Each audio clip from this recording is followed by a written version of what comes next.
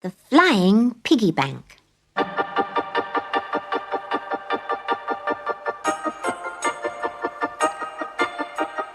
My mum gave me a smashing piggy bank for my birthday. It was pink and round, with the word Taiwan stamped on its underside in capital letters. I put it on the windowsill in my bedroom, and every week I put some of my pocket money through the slot on its back. Then one day, I decided I wanted to buy a new bed for my doll's house. I took down the piggy bank, prized open the rubber plug underneath it, and shook it hard over my bed. Nothing came out. Not a penny. "It's gone!" I shouted. "I've been putting money in here for weeks and it's all gone. Where's my money?" "I ate it." "What did you say?" I could hardly believe where the voice was coming from. "You fed it to me, so I ate it," repeated the piggy bank. "Oh, you can talk, can you?" "Yes, if someone talks to me." "In that case, you can tell me where my money is." "I've told you I ate it." "But it's not in your stomach anymore." "I've digested it," said Taiwan. "Where else do you think pigs like me get our energy from?" "It's not good enough," I said, giving him another shake. "I want my pocket money. Give it back at once." "I can't," he said crossly. "We'll just have to go and get some more." "Where from?" I asked. "Well, where does money come from?" Taiwan said impatiently. "The Royal Mint, of course. The Royal Mint inside the Royal Palace of the Prince of Riches. If you climb on my back, I'll fly you there. But you'll have to feed me first. I'm starving, and I can't fly on an empty stomach." I fetched my collection of foreign coins and posted them into the slot. With all this money, the pig began to grow. He grew to such a size that he rolled off the windowsill. And soon, a fully grown pink pig was standing in the middle of the bedroom. I climbed onto his back and Taiwan took off through the open window. Backwards.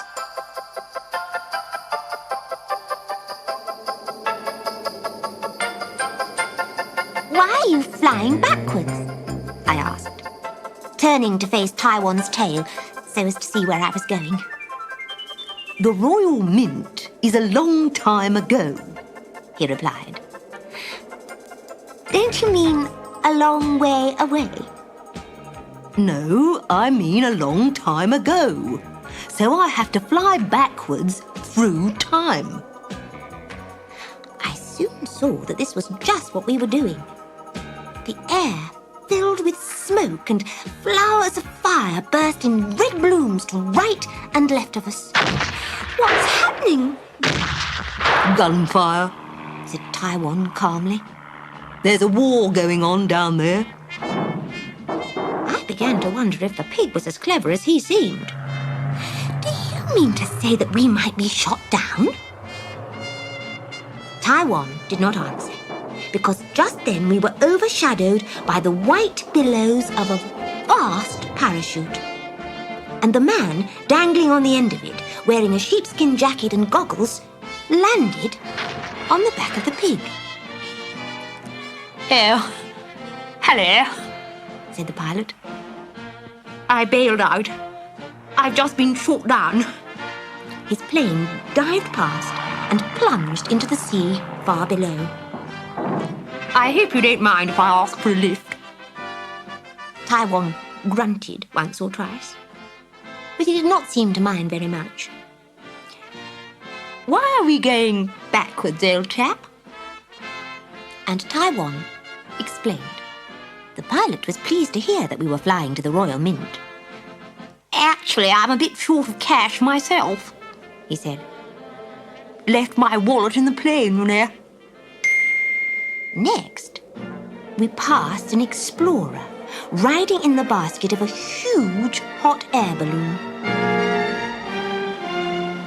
It must be 100 years earlier than yesterday, I thought, looking at his strange clothes and deerstalker hat. Would you take me along with you? He asked as we floated past. The wind's blowing in the wrong direction, and I shall never get where I'm going. If you come with us, I told him, you'll only get to the Royal Mint. He seemed to like the idea and climbed aboard the pig, in front of the pilot and behind me. We must have flown another 1,000 years into the past when Taiwan suddenly tripped in midair. We all nearly fell off. What a silly place to leave string, he said grumpily. And with his feet tangled up in twine, he kept flying. Please to let go of kite, said a little voice far below us. We peered down, and there, high above the ground, was a Chinaman hanging from the end of the string. Above us, his kite flapped like a bright paper bird. Taiwan had got caught up in an ancient Chinese kite. Why, pig, not look where it is going? Asked the Chinaman as he climbed up the string and joined us on the pig's back. I explained that we were flying backwards through time. We all admired the kite and said how clever the Chinese had been to invent kites before anyone else. And our new passenger cheered up a lot. Chinese also invent banknotes, said the little man when we told him we were going in search of money. Taiwan shuddered. I never eat paper money, he grunted.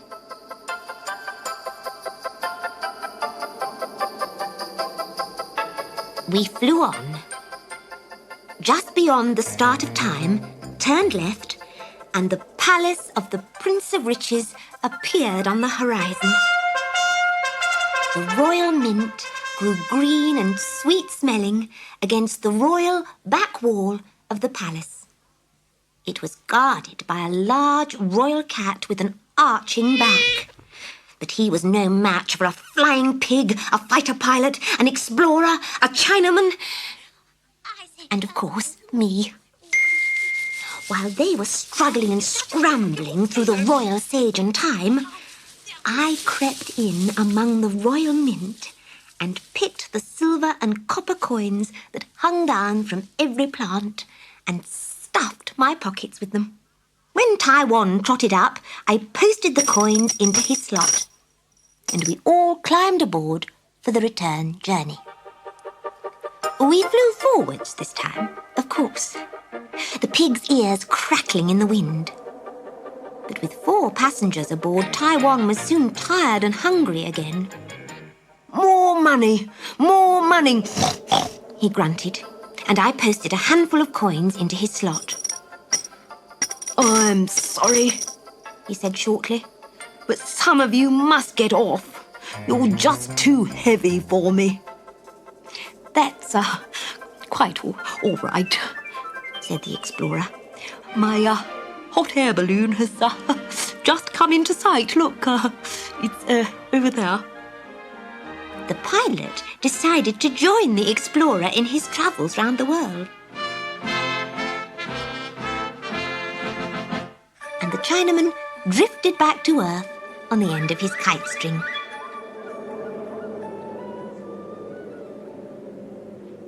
So I was left all alone, riding the flying pig.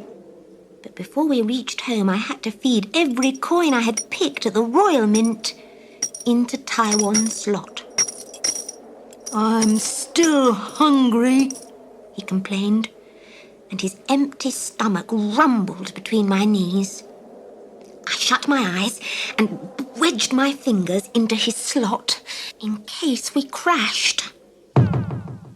The next thing I knew, we had tumbled in through my bedroom window and the pig was lying on its side on the floor, small and stiff and shrunken back to its normal size. I picked it up and shook it. Not a rattle. I peered down its slot. Not a penny. I ran into the kitchen and shouted to my mother, "There's no money left in the piggy-bank." "Yes, dear, I'm sorry about that," she said. "I had to borrow it to pay the milkman. Now let's see how much was in there. Here you are."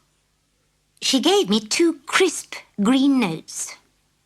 I crinkled them in my hand, remembering that Taiwan did not eat paper money. "Do you think that if I saved my pocket money every week, pigs might fly?" said Mother. "Oh, well," I said, "I will then."